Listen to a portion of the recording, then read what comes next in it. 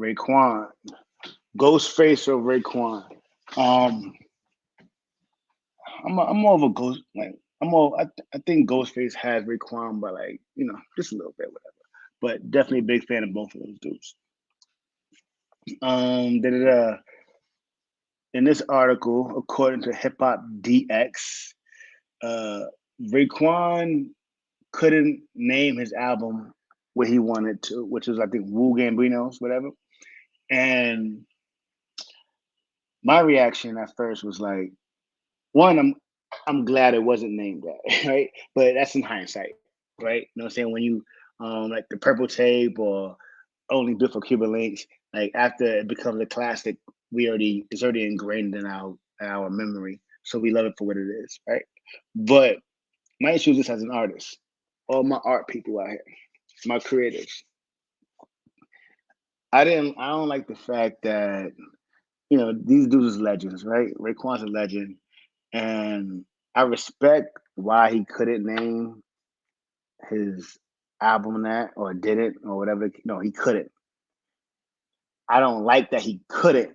I don't like you can't do. I'm gonna tell you what to do and what you can't. I don't like that part. I respect it. I respect because one, this is another dude's name, right? You know what I'm saying? Another culture, another dude's name. So I respect it. You know what I'm saying? It was the correct move, right? But I don't like the fact that you have another dude outside the culture. You got, you know what I'm saying, where you're being told what you can and can't do as an artist and just as a black person. Like, you know what I'm saying? You got like a white man saying what you can and can't talk about. And it may seem a little like, okay, Knuckles, you're reaching. But Dave Chappelle made a dope point, and a few other people made dope points too. Whereas like you have no problem with anything else we say when it comes to shooting, killing, being negative, or whatever the case is to other black people, whatever. You know what I'm saying? It's like, oh yeah, great, make more of that, make more of that, right? And then when it's affecting directly, I guess somebody else, it's like, nah, the line is right there, and it's like you see who's really in control. So it's like when people say, "Oh, hip hop is making people do this or leading this or being derogatory," and this article right here made me think like, well, who's really doing that, right? From the label owners to the marketing to the radio that promotes certain records that leads the artist really at the bottom of the totem pole to actually make certain records. I've been in the studio with artists. I was raised in Yonkers. I worked with Rough Riders 6, 7 years. I've been in the studio with artists where you see what's popping and people make certain records according to you want to move units, right? A lot easier now because social media and you could just kind of do your own thing independently and do what you got to do. Shout out to Toby from Houston. The whole I don't want to say it, I don't want to mess his last name up. Toby and Guegwe. I'm not sure. Write it in I know how to spell it, but yeah, that's one of my favorite artists right now. So like where he probably wouldn't have been able to be who he is back in '90s and early 2000s because depending on who he was signed to, would have been like this ain't working or this won't work, and then the radio would be like, I'm not playing that. You got to go shoot and kill somebody. You know what I'm saying? So, but we get attacked for it when we create it when most of these artists are just trying to survive through their art form. You know what I'm saying? I'm pretty sure if you had these white-owned radio stations and they was playing nothing but common, what we call conscious rap, you know what I'm saying? Straight, like lift up people type of rap. The most gangsterous rapper would be rapping about that. Because usually when like a hip hop artist, you make not so much today, but you make a well-rounded album. You got a street record, you got a girl record, you got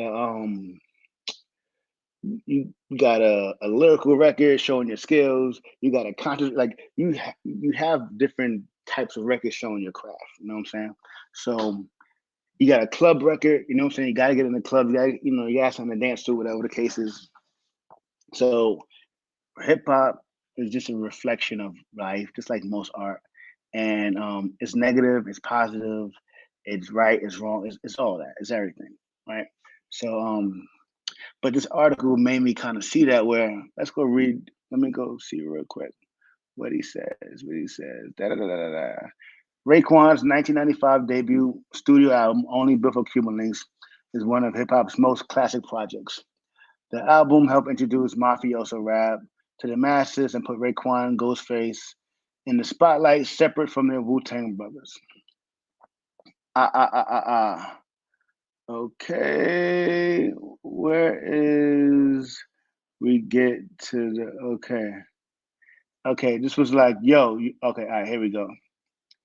For those who don't know, Raekwon is such a big fan of the mafia and how they handled their day-to-day business that he often referred to him and his Wu brothers as Wu Gambinos. Ray loved the name so much that not only did he record a song on the album under that name, but he also wanted that to be the official title of the project. They was like, "Yo, you can't." This is what I tell, like, you can't call no albums that. Raekwon said, right?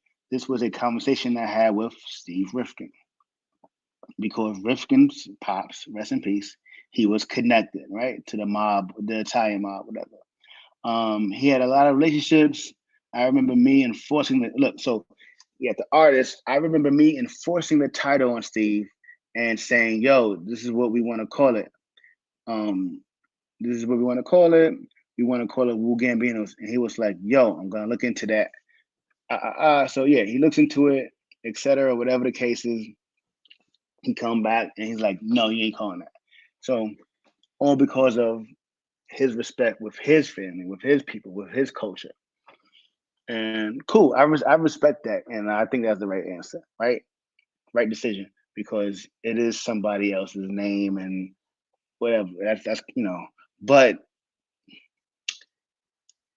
if you would have called it the Black Panther album or any kind of, the new Bobby Seale or any other kind of things, overstepping some black shit, it would have been no push. It wouldn't have been anything.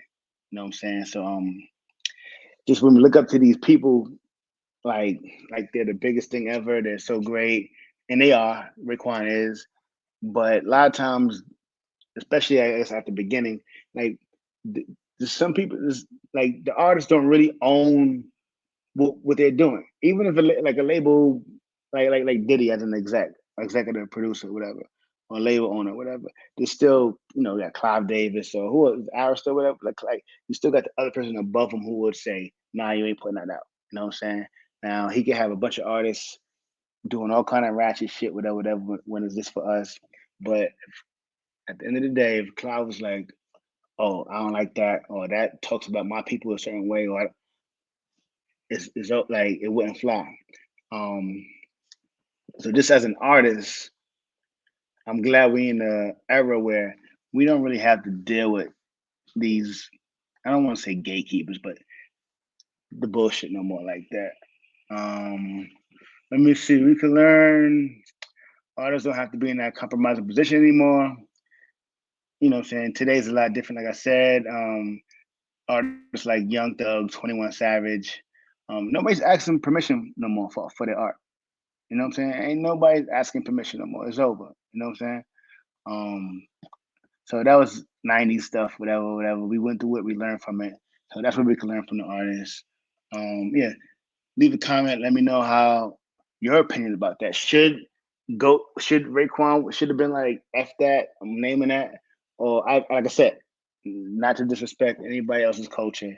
I do believe that that was the right decision. I just don't like the fact that he's being told what to do, even though that's kind of when you sign to somebody gives you some money for whatever, whatever. But as an artist, let the artist do their art. You know what I'm saying? And if there's some backlash on it, let the artist handle the backlash. You know what I'm saying? But that's what that time was. So yeah, we're gonna end this live. I gotta go call my baby girl, make sure she is going to sleep, and before I head over there and all that kind of good stuff. But yeah, my first YouTube live. So yeah, every I think Monday and Wednesdays we're gonna do that. We're gonna talk about the culture. Hit us up, Facebook, Instagram, YouTube, whatever. Send us some articles, whatever you think is in the culture. Artondekz, we here to represent the people, the artists, the culture, hip hop. Yeah. So peace. We out.